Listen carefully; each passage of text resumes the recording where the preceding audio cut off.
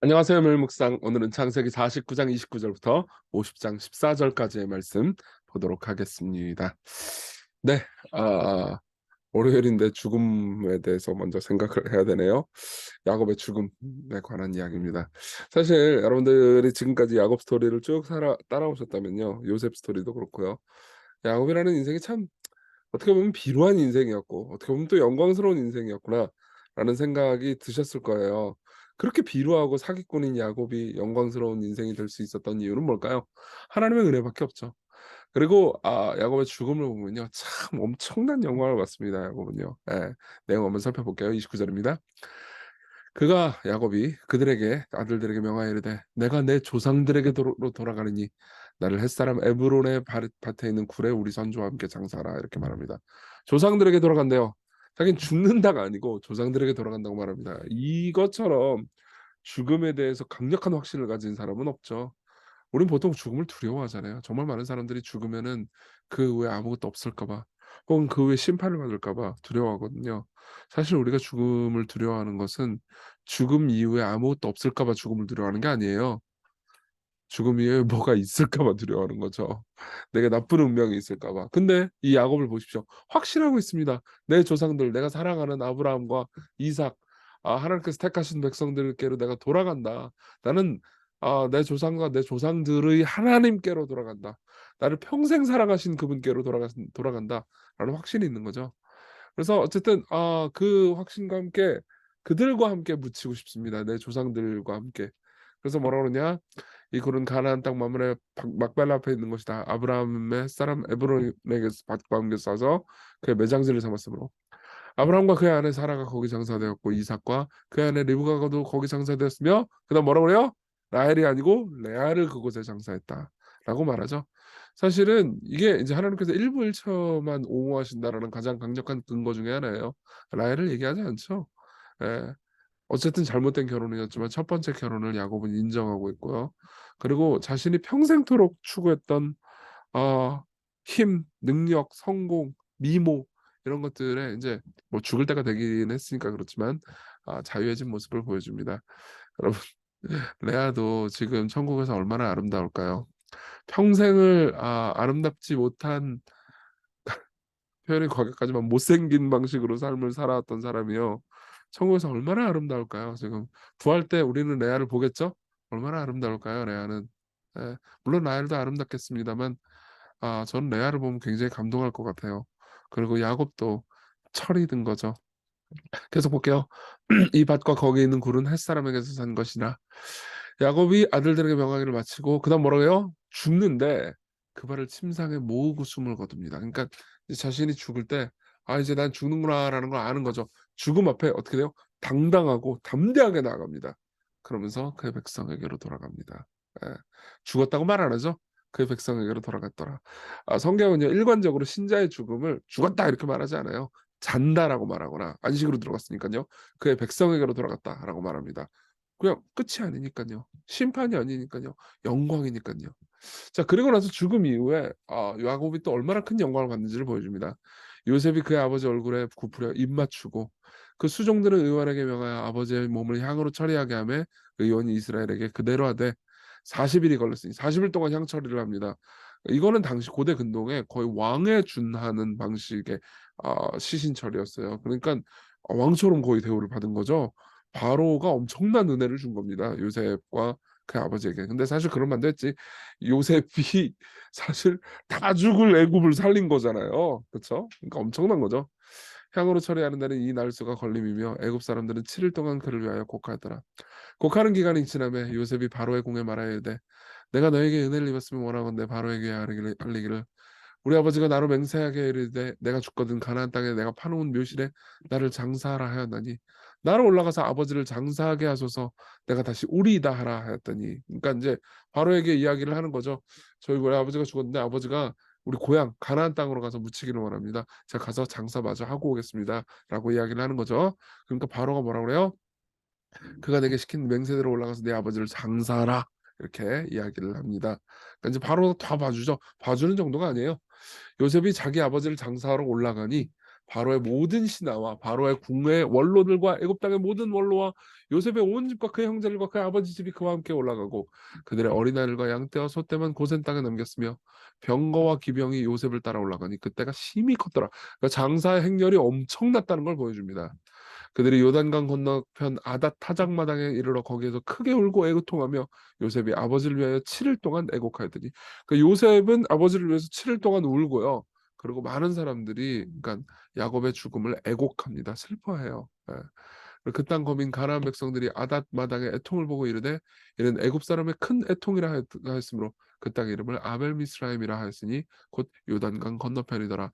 그러니까 가나안 따라는 사람들이 와 애굽 사람 겁내 우네 이렇게 생각을 할 정도였죠. 그러니까 그만큼 야곱의 죽음은 애도되었고 야곱은 죽고 난 이후까지 엄청난 복을 받은 거죠. 예. 야곱의 아들들이 아버지가 그들에게 명령한 대로 그를 위해 따라 행하여 그를 가나안 땅으로 메어다가 마므레 막벨라 밭 굴에 장사했으니 이는 아브라함의 헷족 속 에브로임에게 밭과 함께 사서 매상지를 삼은 곳이더라. 요셉이 아버지를 장사한 후에 자기 형제와 호상꾼과 함께 애굽으로 돌아왔더라. 예, 이러면서 야곱의 장래가 이야기가 끝납니다. 네, 야곱의 장래를 보면서 우리가 생각할 수 있는 것이 많죠. 두 가지만 적용해 보겠습니다. 하나는 죽음을 생각하고 죽음을 준비하기입니다. 전도서에 보면 이런 말씀이 있어요. 지혜자의 마음은 초상집에 있으되 우매한 자의 마음은 혼인집에 있느니라. 그러니까 바꿔서 얘기하자면은 이거는 이제 일종의 메타포예요. 혼인집 가면은 어리석다. 이게 결혼식 가지 마라. 초상집만 가라. 이게 아니잖아요. 예. 지혜로운 사람은 항상 죽음을 생각합니다. 죽음을 염두에 두고 지금의 삶을 살아가는 거죠. 이거 이렇게 해봤자 결국 난 이거 다 가질 수 없어. 나는 영원한 삶을 앞두고 있어. 그러니까 지금의 삶에 목매면 안 돼. 그러면서 영혼을 대비하는 게 지혜로운 거죠.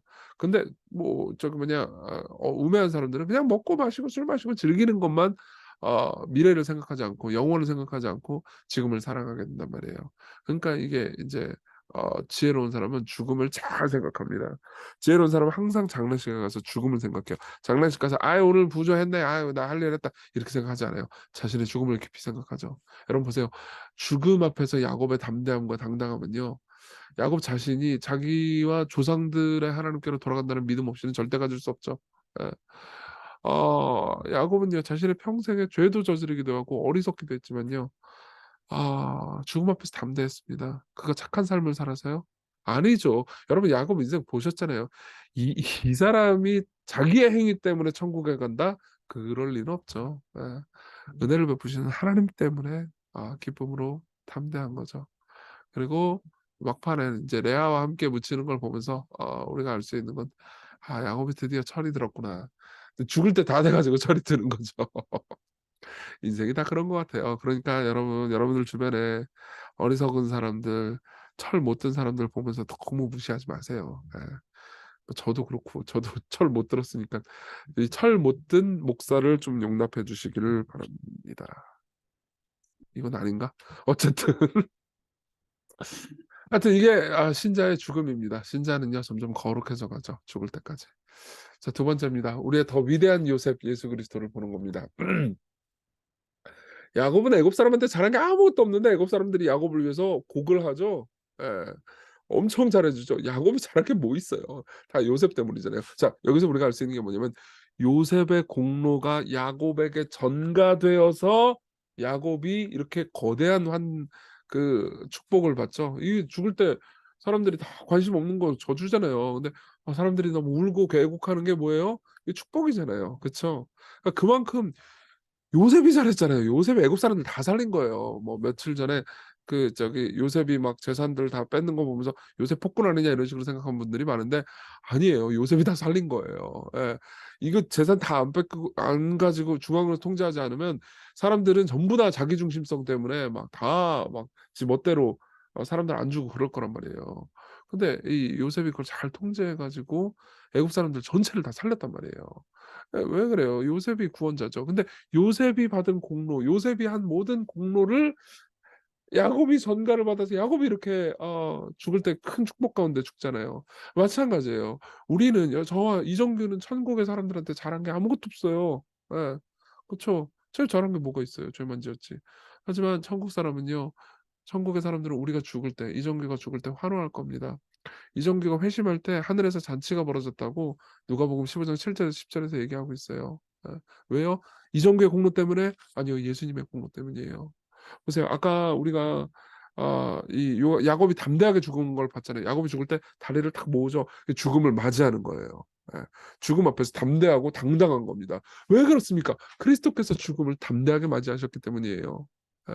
야곱은 기쁨 가운데 죽음을 담대하게 맞이했지만 예수님은요, 성부 하나님께 버림받는 끔찍한 고통 가운데서 죽음을 담대하게 맞이합니다. 그분은 죽으실 이유가 없었어요.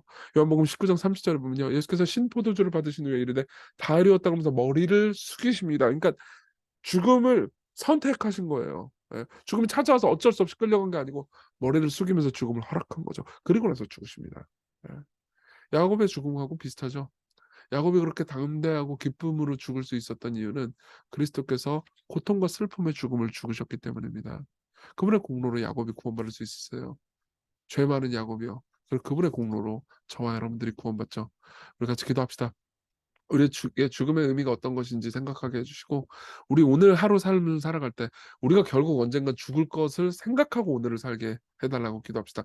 여러분 그걸 생각하면서 오늘 하루를 살잖아요. 그러면 여러분들 의미 있는 하루를 살 겁니다. 그리고 우리가 죽음을 당당히 맞을 수 있도록 죽음 앞에 당당히 나아가신 예수님의 사랑을 보면서 당신을 따라서, 당신을 위해서 내 삶 드릴 수 있게 해달라고 같이 기도합시다.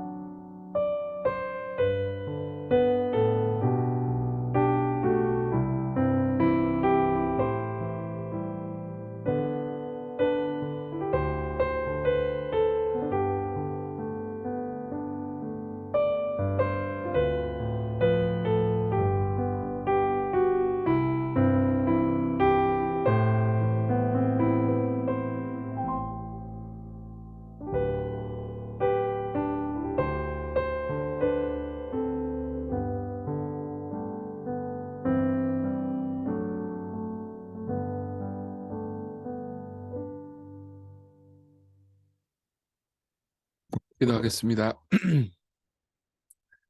아, 오늘 하나님 저희에게 하루의 삶을 주셔서 감사합니다. 왜 죽지 않고 저는 살았을까요? 우리가 그 의미를 다할 수는 없지만 하나님께서 허락하신 오늘 하루의 삶을 행복하고 의미 있게 살아가게 해주십시오. 우리가 때로는 죄를 지어도 우리를 용납하시고 자신의 공로를 우리에게 주신 예수 그리스도를 생각하며 오늘을 우리 자신을 위해서 살아가는 게 아니고 우리를 위해서 죽으신 예수님을 위해서 살아가게 해주세요. 예수님의 이름으로 기도했습니다. 아멘. 네, 하나님의 은혜로 인해서 오늘 행복한 하루 보내셨으면 좋겠습니다.